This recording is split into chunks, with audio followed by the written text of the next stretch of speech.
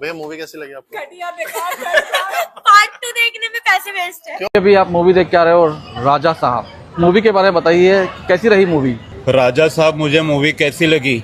मैं ना अपनी ज़िंदगी में पहले ही परेशान हूँ और ऐसी पिक्चरें देखकर मैं और परेशान हो रहा हूँ। एक तरफ भैंस का हगा हुआ गोबर और दूसरी तरफ ये फिल्म जिसका नाम है राजा साहब। हेलो दोस्तों, सोचो जरा, 450 करोड़ का मैसिव बजट, इंडिया का one of the biggest superstar Prabhas, और ऊपर से जनरल हॉरर प्लस कॉमेडी, जो पिछले कुछ सालों से बॉलीवुड और टॉलीवुड दोनों के लिए एटीएम मशीन बना हुआ है। Expectation sky level. लेकिन जब ऑडियंस द राजा साहब देख के थिएटर से बाहर निकली ना, तो रिएक्शन कुछ ऐसा था जैसे भाई जिंदगी पहले से ही झंड चल रही है और ऐसी मूवी देख के और डिप्रेशन मिल गया। सोशल मीडिया में फुल ऑन ट्रोलिंग, मीम्स, गालियां, सरकाज़म सब चल रहा है। वेट, इतनी नेगेटिव टॉक के बावजूद मूवी ने डे 1 पे 100 करोड़ का फिगर टच कर लिया और कॉन्फिडेंस देखो मेकर्स का, पार्ट 2 भी अनाउंस कर दिया। तो सवाल ये है, क्या ये मूवी सच में इतनी बेकार है या सिर्फ प्रभास होने की वजह से ओवर ट्रोल हो रही है? और क्या सीक्वल का कोई फीचर है? थिएटर जाके जो मेंटल सेक्रीफाइस मैंने दिया है, अब वो सब आपको डिटेल में समझाता हूँ, बिना स्पॉइलर छुपाए, बिना शुगर कोटिंग के।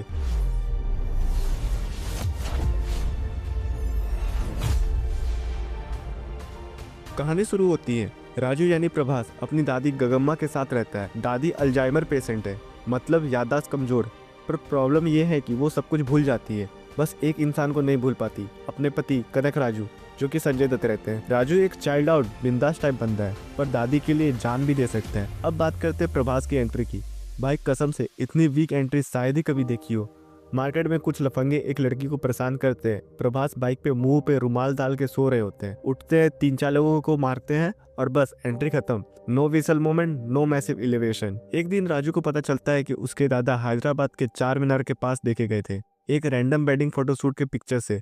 राजू डिसाइड करता है कि वो हैदराबाद जाके अपनी दादी की विश पूरी करेगा और अपने दादा को ढूंढेगा। तो राजू उसके सहारे सिटी में घुसता है, लेकिन दादा को ढूंढने के बजाय राइटर्स का दिमाग कहीं और ही चल रहा होता है। हीरो को सीधा एक नन के प्यार में गिरा दिया जाता है, जो कि निधि अग्रवाल प्ले करती है। और जब लगता है रोमांस स्टार्ट होगा, तब पता चलता है कि राजू के दादा ने नन को हिप्नोटाइज करके उसके बैंक से 3 लाख निकलवा लिए थे। इधर पुलिस इंस्पेक्टर 5 लाख मांग रहा होता है, उधर नन अपने 3 लाख।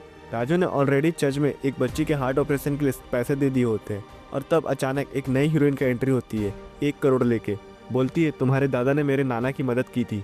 लेकिन ट्विस्ट ये है कि वो करोड़ राजू को नहीं, उसके दादा को देना चाहती है। और जैसे ही करोड़ आता है, रैंडम गुंडे स्पॉन हो जाते हैं और पैसा लेके भाग जाते हैं। और भाई उस 1 करोड़ का आगे क्या होता है मूवी को खुद नहीं पता। हैदराबाद आने के बाद राजू को शौक लगता है, उसका दादा असल में मर चुका होता है और अब एक एविल स्पिरिट बन चुका है। जैसे जैसे इन्वेस्टिगेशन आगे बढ़ती है, पता चलता है कि कनक राजू का पास्ट काफी डार्क था। पावर, पैसा और इमोर्टलिटी के चक्कर में ब्लैक मैजिक, हिप्नोटाइज और ओकल्ट प्रैक्टिस करता था। और रिवील होता है कि वो कोई विक्टिम नहीं था, पूरी फैमिली के खिलाफ उसने खुद प्लानिंग की थी। राजू की दादी एक महारानी होती है, जिन्हें वशीकरण करके शादी करता है और सब कुछ लूट लेता है। पर लूटने के बाद प्रॉपर्टी एंजॉय करने के बजाय भाग जाता है और मर जाता है। अब कनक राजू वापस जिंदा होना चाहता है और उसके लिए उसे अपनी वाइफ यानी राजू की दादी को नेचुरली मारना होगा। इसलिए वो राजू को अपने हवेली में बुलाता है। हवेली में जंप स्केयर कम माइंड गेम ज्यादा होते हैं।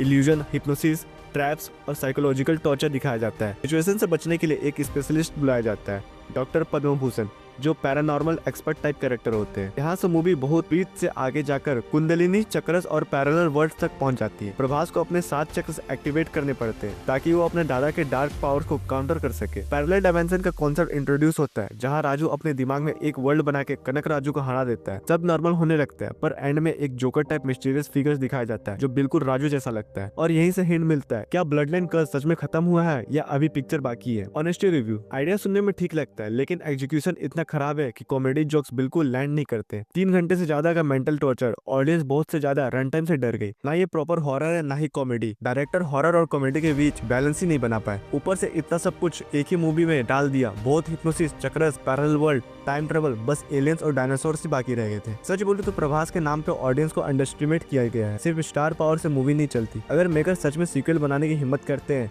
तो एस सर्कस 1935, कनक राजू के डार्क पास्ट और क्रूस ओरिजिन पे बेस्ड हो सकती है। लेकिन दिल से एक ही बात कहूंगा, बुरा लगा, बहुत बुरा लगा। साला ये दुख का खत्म नहीं होता बे। और जो लोग इस ठंड में फर्स्ट डे फर्स्ट शो देख के आए हैं, भाई आप लोग फैंस नहीं वॉरियर हो। वीडियो पसंद नहीं हो तो लाइक करें, कमेंट में अपना दर्द शेयर करें और चैनल को सब्सक्राइब करना ना भूले। मिलते हैं अगले वीडियो में।